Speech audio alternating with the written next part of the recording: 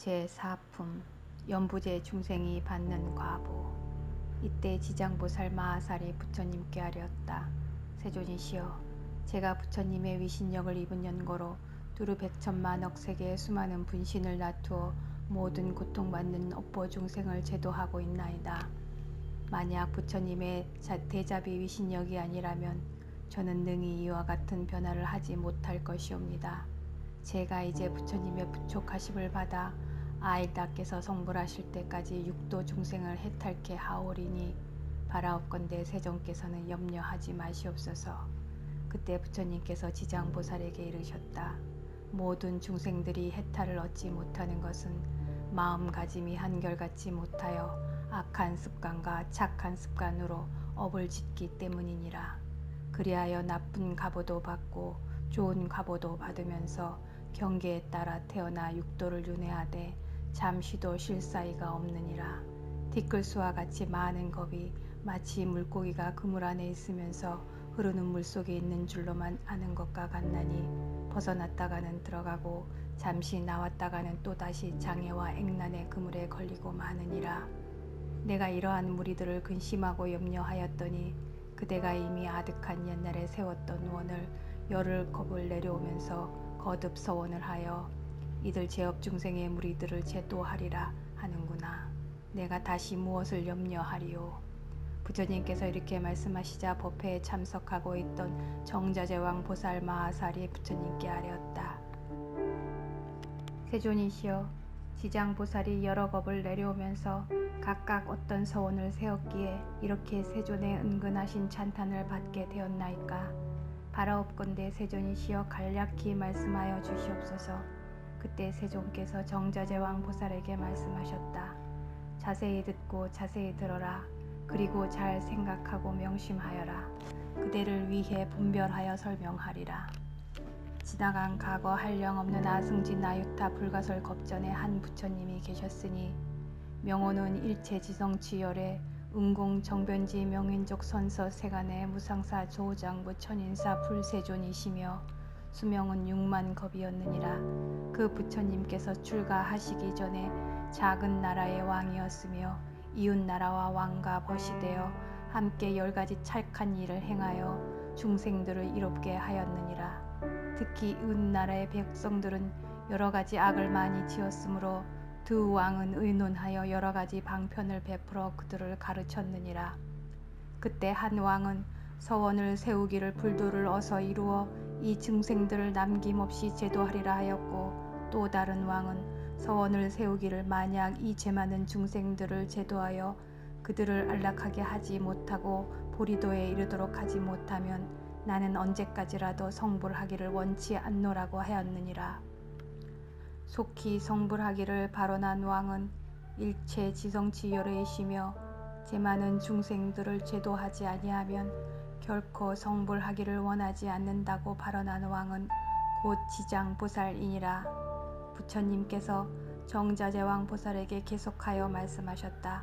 또 과거 한량없는 아승지 겁전에 한 부처님이 계셨으니 명호가 청정연화목열에요 수명은 40겁이셨다. 그 부처님의 상법시대에 한 나인이 있어 중생을 복으로써 제도하고 계셨느니라. 나는 중생의 근기에 따라 차례로 교화하다가 광목이라는 여인을 만나게 되었으며 광목이 음식을 만들어 공양을 올리자 아라하는 물었느니라. 바라는 것이 무엇이요? 제가 어머니께서 돌아가신 날 복을 지어 어머니를 천도하고자 하오나 어머니께서 어느 곳에 나신 줄을 알지 못하옵니다. 이를 가엾이 여긴 나하니 선정에 들어 관찰하여 보니 광목의 어머니가 악도에 떨어져 큰 고통을 받고 있는 것이 보였으므로 광목에게 물었느니라. 그대의 어머니는 살아계실 때 어떤 죄업을 지었기에 지금 악도에서 저렇게 큰 고통을 받고 있는 것인고? 광목이 대답하였다. 저의 어머니는 평소에 물고기와 자라 등을 즐겨 잡수셨습니다. 특히 자라 새끼를 많이 드셨는데 볶고 지지고 하여 한껏 먹었습니다. 아마 죽은 그 생명의 수가 1000만의 5배는 될 것이옵니다. 존자시여, 자비로서 불쌍히 여기시어 저희 어머니를 구할 수 있는 방법을 가르쳐 주시옵소서. 나하는 이를 불쌍히 여기고 방편을 지어 광목에게 권하였느니라. 그대는 지극한 정성으로 청정연화목 열애를 생각하라. 그리고 열애의 형상을 조성하거나 그려 모시도록 하라. 그렇게 하면 산 사람도 죽은 사람도 모두 좋은 과보를 얻을 것이다. 광목은 이 말을 듣고 아끼던 물건들을 팔아 부처님의 형상을 그려 모시고 공양을 올린 다음 공경하는 마음으로 슬피 울면서 우러러 바라보며 예배 드렸더니라. 그러다가 문득 새벽녘 꿈에 부처님의 모습을 배우니 금빛이 찬란하기가 마치 수미산과 같았느니라. 부처님께서는 큰 강명을 놓으시며 광목에게 말씀하셨느니라. 너의 어머니는 오래지 않아 너의 집에 태어나게 되리라. 그리고 배 고프고 추운 것을 알 때쯤이면 곧 말을 하게 되리라. 그 뒤 광목의 집에 있는 한 종이 자식을 낳았는데 채 사흘이 못되어 머리를 숙여 슬피 울면서 광목에게 말을 하였더니라. 생사의 인연으로 무서운 가보를 받아 오랫도록 컴컴하고 어두운 곳에 있었도다. 광목아, 내가 바로 내 엄마다. 너와 헤어진 후로 여러 차례 대지옥을 옮겨 다니며 숱한 고초를 겪었거늘 너의 복력 덕분에 다시 사람의 몸을 받았지만 이렇게 하찮은 사람으로 태어났다. 그리고 수명이 짧아 13살이 되면 다시 악도에 떨어지게 되어 있으니 내가 어떻게 하든지 나를 이 고통에서 벗어나게 해다오. 이 말을 들은 광목은 종의 자식이 어머니의 후신임을 확신하고 목매어 슬피 울며 물었느니라. 우리 어머니가 틀림없다면 본래 지은 죄업이 무엇인지를 아실 것입니다. 어떤 죄업을 지었기에 악도에 떨어지셨습니까? 산 목숨을 많이 죽이고 불법을 헐뜯고 비방한 죄업으로 가보를 받았다. 내가 복을 지어 나를 구제하여 주지 않는다면 이 업보에서 도저히 벗어날 수 없었을 것이다. 죄업으로 인해 지옥에서 받은 고통은 어떠한 것이었습니까? 그 고통은 백천년을 두고 말할지라도 다 말할 수가 없다. 그 말을 들은 광목은 눈물을 흘리며 슬피 울다가 호공을 향해 말하였느니라. 원하옵건대 저의 어머니를 지옥으로부터 영원히 벗어날 수 있게 하여 주옵소서. 그리고 인간 세상에서 13살의 수명을 마친 다음에는 다시는 무거운 죄로 인하여 나쁜 곳에 떨어지지 않게 하여 주옵소서.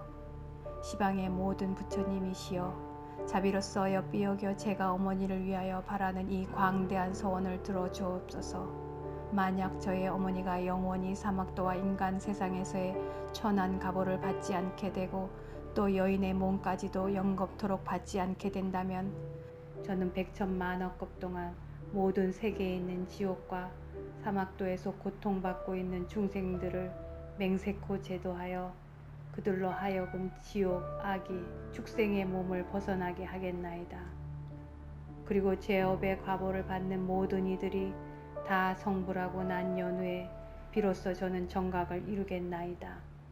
이렇게 서원을 바라고 나자 청정연화목 열애의 말씀이 들려왔느니라. 참으로 장하도다 광목아, 내가 큰 자비심으로 어머님을 위하여 이와 같은 큰 서원을 바라였구나.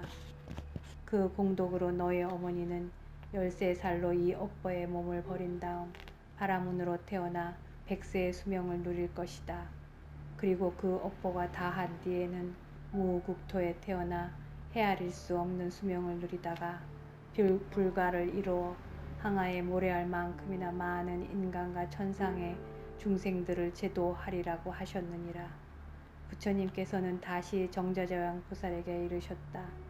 그때 아라한의 몸으로 광목을 제도한 이는 곧 무진이 보살이요 광목의 어머니는 해탈 보살이며 광목은 지장 보살이니라. 지장 보살은 과거 아득히 먼 것부터 이와 같이 중생을 사랑하고 불쌍히 여겨 항아의 모래알 만큼이나 많은 서원을 세웠으며 널리 중생을 제도하여 왔느니라. 미래세 중에 만약 남자나 여자 가운데 선을 행하지 않는 자나 악을 행하는 자, 인가를 믿지 않는 자, 사음을 행하는 자, 거짓말을 하는 자, 이간질과 나쁜 말을 하는 자, 대승을 비방하는 자 등 이러한 모든 죄업을 짓는 중생들은 나쁜 곳에 떨어질 것임에 틀림이 없느니라. 그러므로 만약 선지식을 만나 그의 권유로 손가락 한번 튕길 동안만이라도 지장보살에게 기이한다면 이 모든 중생들은 사막도의 제보에서 벗어나게 되느니라. 만약 지극한 마음으로 부처님께 예배하고 찬탄하며 향, 꽃, 의복과 가지가지 진귀한 보배와 좋은 음식으로 공양을 올리는 자는 미래 백천만억 급 중에 항상 하늘에 태어나 아주 뛰어난 즐거움을 누릴 것이며, 하늘의 복이 다하여 다시 인간으로 내려오더라도 백천겁을 항상 제왕이 되어 능히 천생과 모든 인과를 희작과 끝을 다 기억하게 되리라. 정저재왕 보살이여, 이와 같이 지장보살에게는 불가사의한 대원력이 있어 널리 중생을 이롭게 하나니, 그대들 모든 보살은 마땅히 이 경전을 기록하여 널리 유포시킬지니라. 정저재왕 보살이 부처님께 아뢰었다. 세존이시여, 염려하지 마시옵소서. 저희들 천만억 보살 마하살은 반드시 부처님의 위신력을 이어받아 이 경을 널리 퍼서 저 연부제 중생들을 이롭게 하겠나이다. 정저재왕 보살은 세존께 말씀드리고 나서 합장하고 공손히 예배를 드리고 물러났다. 그때 사천왕이 함께 자리에서 일어나 합장하고 공손히 부처님께 아뢰었다. 세존이시여, 지장보살이 아득히 먼 옛겁에 그와 같은 큰 원을 바라였거늘 어찌하여 지금에 이르도록 중생들을 다 제도하지 못하고 다시 광대한 원을 바라나이까. 원하옵건대 세존께서는 저희들을 위하여 말씀하여 주옵소서. 부처님께서 사천왕행에 이르셨다. 착하고 착하도다. 내가 이제 너희들과 현재 미래의 인간과 하늘의 중생들을 널리 이익되게 하기 위하여 지장보살이 사부세계 연부제에 나고 죽는 길 가운데로 들어가 자비로서 모든 고통받는 중생들을 구원하여 해탈케 하는 방편을 말해 주리라. 세존이시여, 즐거이 듣고자 하나이다. 부처님께서는 사천왕행에 이르셨다. 지장보살이 아득히 먼 옛겁으로부터 오늘에 이르도록 중생들을 제도하였으면서도 아직까지 원을 다 마치지 못하고 거듭 원을 세우고 있는 것은 미래에 한량없이 많은 겁 중에도 인연의 덩굴이 이어져 업이 끊어지지 않는 제업 중생들을 관하였기 때문이니라. 그리하여 자비심으로 거듭 원을 발하여 사바세계 연부제 중생들에게 백천만억 방편을 베풀어 제도하는 것이니라. 사천왕이여, 지장보살은 만약 산 목숨을 죽이는 자를 만나면 태어날 때마다 재앙이 있고 단명하는 가보가 따르는 것을 말해주고, 만약 도둑질을 하는 자를 만나면 빈궁하여 고통받는 과보를 말해주며, 만약 사음하는 자를 만나면 비둘기, 오리, 원앙새로 태어나는 과보를 말해주며, 만약 악담하는 자를 만나면 친족 간에 서로 다투는 과보를 말해주며, 만약 남을 헐뜯는 자를 만나면 혀가 없거나 입에 부스럼이 생기는 과보를 말해주며, 만약 성내는 자를 만나면 얼굴에 더럽고 추악한 풍창이 생기는 과보를 말해주며, 만약 탐내고 인색한 자를 만나면 구하는 바 소원이 뜻대로 되지 않는 과보를 말해주며, 만약 음식을 절도 없이 먹는 자를 만나면 배고프고 목마르고 목병이 생기는 과보를 말해주며, 만약 사냥하기를 즐기는 자를 만나면 놀라 미쳐서 목숨을 잃어버리는 과보를 말해주며, 만약 부모의 뜻을 어기고 거역하는 자를 만나면 천재지변으로 졸지에 죽는 과보를 말해주며, 만약 산이나 숲에 불을 지르는 자를 만나면 미쳐 헤매다가 정신없이 죽는 과보를 말해주며, 만약 부모에게 악독하게 하는 자를 만나면 다시 내생에 태어나 매를 맞는 과보를 말해주며, 만약 그물로 살아있는 동물의 새끼를 잡는 자를 만나면 내생에 가족이 이별하는 과보를 말해주며, 만약 산보를 헐뜯고 비방하는 자를 만나면 눈 멀고 귀 멀고 벙어리가 되는 과보를 말해주며, 만약 부처님의 법과 가르침을 가볍게 여기고 업신 여기는 자를 만나면 영원히 악도에 떨어지는 가보를 말해주며 만약 절의 물건을 파괴하거나 함부로 쓰는 자를 만나면 억겁을 지옥에서 맴도는 가보를 말해주며 만약 청정한 행을 더럽히고 스님을 속이는 자를 만나면 영원토록 축생을 면하지 못하게 되는 가보를 말해주며 만약 끓는 불, 타는 불, 도끼, 낫 등으로 남을 해치거나 다치게 하는 자를 만나면 윤회하거나 서로 갚게 되는 가보를 말해주며 만약 계율을 지키지 않고 제계를 범하는 자를 만나면 새와 짐승이 되어 굶주리는 가보를 말해주며 만약 재물을 옳지 않게 쓰는 자를 만나면 구하는 바가 막혀 더 이상 생기지 않는 가보를 말해주며 만약 암한심이 높은 자를 만나면 남에게 불임을 당하는 천한 몸이 되는 가보를 말해주며 만약 이간질하는 말로써 서로 다투게 하는 자를 만나면 혀가 없거나 혀가 박이나 되는 가보를 말해주며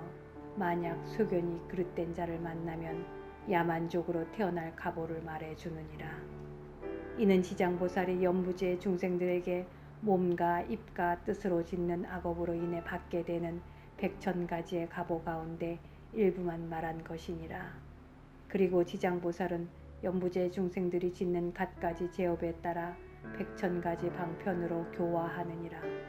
그런데도 중생들은 먼저 지은 이러한 업보로 뒤에 지옥에 떨어져서 여러 겁이 지나도록 벗어날 기억이 없나니 그대들은 사람을 보호하고 나라를 보호하여 그들로 하여금 미혹에 빠지는 일이 없도록 할지니라.